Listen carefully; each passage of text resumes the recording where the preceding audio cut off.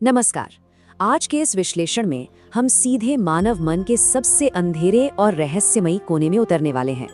आज हम बात करेंगे तंत्र विज्ञान, इंसान के असीमित लालच और एक ऐसे खौफनाक अंत की जो हम सब के लिए एक बहुत बड़ी चेतावनी है। यकीन मानिए, ये कोई साधारण कहानी नहीं है। ये उन शक्तियों का विज्ञान है जो आपको अकल्पनीय दौलत तो दे सकती हैं, लेकिन अगर जरा सी भी चूक हुई तो रूह तक को भस्म कर देती हैं। तो चलिए इस डरावनी लेकिन बिल्कुल सत्य पर आधारित वृतांत की शुरुआत करते हैं। अब सबसे पहले हमारे मन में एक भयानक सवाल आता है, जब गरीबी इंसान को पूरी तरह तोड़ देती है तो क्या कोई रातों रात दुनिया का सबसे अमीर इंसान बनने के लिए अपनी आत्मा तक को दांव पर लगा सकता है? अक्सर हम लोगों को लगता है कि तंत्र कोई जादू या चमत्कार है ना?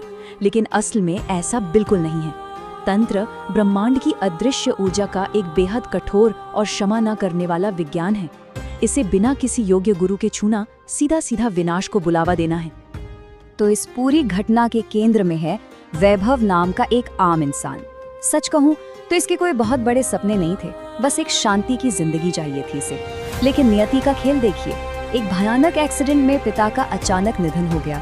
अब जरा सोचिए, पिता के इलाज का भारी कर्ज, छोटी बहन की शादी की चिंता और बीमार माँ की जिम्मेदारी, इन सब के बोझ ने वैभव को अंदर तक कुचल कर रख दिया था। हर रात एक नई घुटन लेकर आती थी और इसी भयानक विवशता और हताशा ने उसके मन में रातों रात अमीर बनने का एक ऐसा पागलपन पैदा कर दिया जिसने सब कुछ बदल दिया। आपको पता है, जब इंसान की हताशा अपनी चरम सीमा पर होती है ना, तो वो अनजाने में उन अंधकारमयी शक्तियों को पुकारने लगता है जो बस उसी का इंतजार कर रही होती हैं। दौलत की इसी पागलों वाली तलाश में वैभव पहुंच गया प्रयागराज के महाकुंभ, और वहां एक ठंडी कोहरे वाली रात में वो भटकते हुए संगम के उस वीरान घाट पर जा पहुंचा जहां अघोरियों का डेरा था। चिता की भस्म लपेटे एक अघोरी के पैरों में गिरकर उसने किसी भी कीमत पर धन पाने की भीख मांगी। उसकी ये हठ देखकर उस अघोरी ने उसे एक बेहद प्राचीन भोजपत्र की पोथी थमा दी। चलिए इसे थोड़ा गहराई से समझते हैं। अघोरी ने वैभव को जिस चीज की दीक्षा दी थी वो थी धंधा रति प्रिया यक्षिणी। अब ये यक्षिणियां धन के देवता कुबेर के अधीन मानी जाती हैं। अगर कोई साधक इस यक्षिणी को अपनी प्रेमिका के रूप में सिद्ध कर ले तो ये रातों रात अथाह धन और असीमित शारीरिक आकर्षण दे सकती है। लेकिन अघोरी ने एक बहुत गंभीर चेतावनी भी दी थी। यक्षिणी एक अलौकिक प्रेमिका की तरह आती है। एक बार उसने आपको स्वीकार कर लिया तो आप जिंदगी भर किसी दूसरी स्त्री की तरफ वासना से नहीं देख सकते, और अगर धोखा दिया तो उसका इंतकाम मौत से भी ज्यादा खौफनाक होता है। अब ध्यान देने वाली बात यह है कि तांत्रिक अनुष्ठानों में कामयाबी और मौत के बीच का फासला बस एक बाल के बराबर होता है।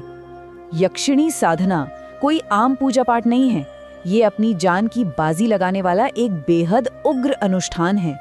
जरा सी भी चूक हुई या आपका संकल्प थोड़ा सा भी डगमगाया तो समझ लीजिए खेल खत्म। इस साधना के नियम इतने ज्यादा कड़े थे कि सुनकर ही रूह कांप जाए। वैभव ने शहर के बाहर एक वीरान डरावने खंडहर को चुना। साधना शुक्रवार की पूर्णिमा को रात 10 बजे के बाद ही शुरू होनी थी। लाल कपड़े, कुबेर यंत्र, 21 दिनों का सख्त ब्रह्मचर्य, तिल के तेल का दीपक और चमेली का इत्र। लेकिन इन सब में जो सबसे खतरनाक और अहम चीज थी वो था तांत्रिक चाकू से खींचा गया एक सुरक्षा घेरा। जब तक साधक इस घेरे के अंदर है, दुनिया की कोई भी बुरी शक्ति उसका बाल भी बांका नहीं कर सकती। लेकिन अगर वो गलती से भी बाहर निकला तो मौत बिल्कुल पक्की है। तो वैभव ने अपना अभेद्य सुरक्षा घेरा बांधा, दीपक जलाया और उन 21 रातों का वो भयानक अनुष्ठान शुरू कर दिया। उसने 21 मालाओं का जाप शुरू किया। शुरुआत की 3 रातें तो एकदम शांत रही, सिर्फ मंत्रों की गूंज थी वहाँ। लेकिन तंत्र का रास्ता कभी इतना सीधा नहीं होता। जैसे जैसे मंत्रों की ताकत ब्रह्मांड में फैलने लगी, उन अदृश्य और खौफनाक शक्तियों को वैभव के वहां होने का एहसास होने लगा, और फिर खौफ का वो सिलसिला शुरू हुआ जो किसी के भी रोंगटे खड़े कर दे। पारलौकिक शक्तियां मानसिक रूप से इंसान को कैसे तोड़ती हैं, इसका कालक्रम सच में बहुत डरावना है। चौथी रात को अचानक बर्फीली हवा चलने लगी। 5वीं रात वैभव को ठीक अपनी गर्दन के पीछे किसी के भारी सांसें लेने की आवाज आई। 7वीं रात होते होते एक अजीब सी नशीली सुगंध फैल गई और घुंघरुओं की आवाज करीब आने लगी। सिद्धियां देने से पहले ये शक्तियां साधक के डर और उसके मानसिक संतुलन की चरम परीक्षा लेती हैं। लेकिन सबसे बड़ा प्रहार हुआ 15वीं रात को। घेरे के ठीक बाहर से सड़े हुए मांस की बदबू आने लगी।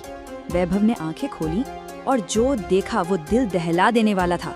उसके मृत पिता आग की लपटों में जल रहे थे। वो तड़पते हुए हाथ बढ़ाकर चिल्ला रहे थे, वैभव मुझे बचा लो बेटा, मैं जल रहा हूँ। एक बेटे का दिल कैसे न तड़पता। वो घेरे से अपना पैर बाहर निकालने ही वाला था कि अचानक उसे अघोरी की चेतावनी याद आ गई। उसने तुरंत पैर पीछे खींचा, आंखें बंद की और बस मंत्र जपता रहा।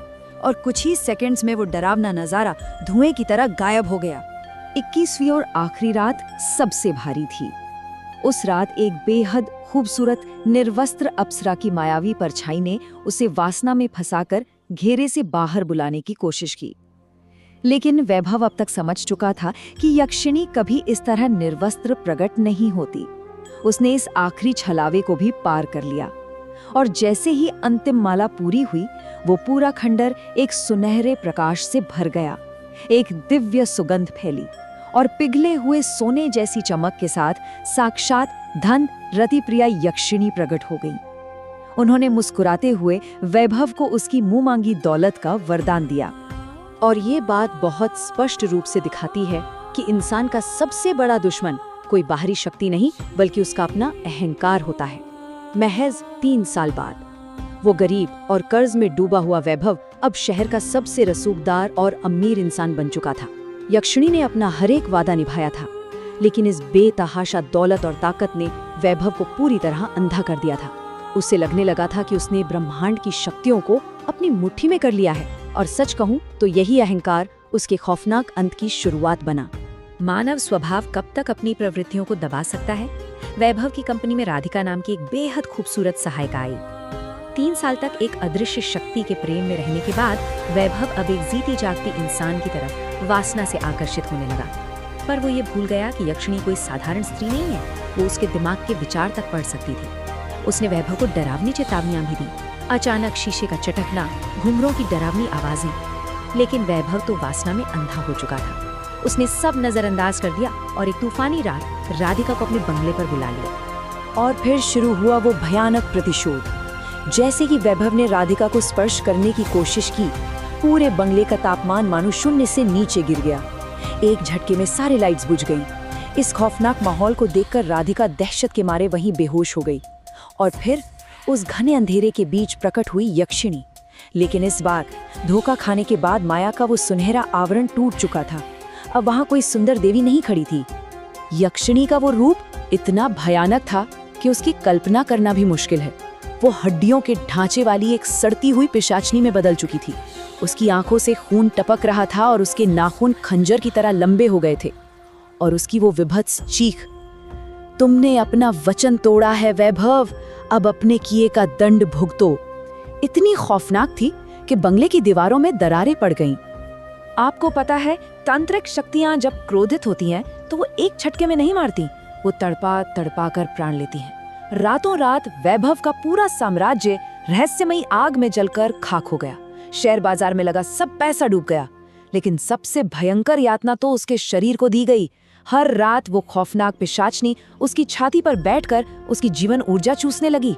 परिवार ने खूब अनुष्ठान करवाए, लेकिन तंत्र का एक अटल नियम है, जब आप खुद किसी शक्ति को बुलाकर अपना वचन तोड़ते हैं तो दुनिया का कोई भी गुरु या अनुष्ठान आपको बचा नहीं सकता। महीनों के उस रोंगटे खड़े कर देने वाली शारीरिक और मानसिक यातना के बाद वैभव का वो ताकतवर शरीर पूरी तरह निचोड़कर एक कंकाल बन चुका था। और आखिरकार एक दिन वैभव उसी वीरान खंडहर में मृत पाया गया, जहां उसने 3 साल पहले अपनी वो खौफनाक साधना शुरू की थी। उसकी आंखें फटी की फटी रह गई थीं और चेहरे पर खौफ इस कदर जमा हुआ था कि उसे देखकर पुलिस वालों की भी रूह कांप गई। जिस लालच ने उसे इस रास्ते पर धकेला था, उसी ने उसका ये दर्दनाक अंत किया। तो अंत में ये कहानी हमें एक बहुत ही गहरा सवाल सोचने पर मजबूर कर देती है। क्या रातों रात मिली सफलता की कीमत हमेशा विनाश ही होती है? देखिए, तंत्र की शक्तियां कोई खेल नहीं है। ये जितनी जल्दी आपको रंक से राजा बना सकती हैं, नियम टूटने पर उतनी ही बेरहमी से आपका सर्वनाश भी कर सकती हैं। इसीलिए बिना किसी सिद्ध गुरु के इन रास्तों पर चलने की कल्पना भी नहीं करनी चाहिए। उम्मीद है कि इस विश्लेषण से आपको इन गूढ़ रहस्यों का एक स्पष्ट नजरिया मिला होगा। सोचने के लिए इसी अंतिम सवाल के साथ हम आज की ये चर्चा यहीं समाप्त करते हैं। ज्ञान की खोज यूं ही जारी रखिए।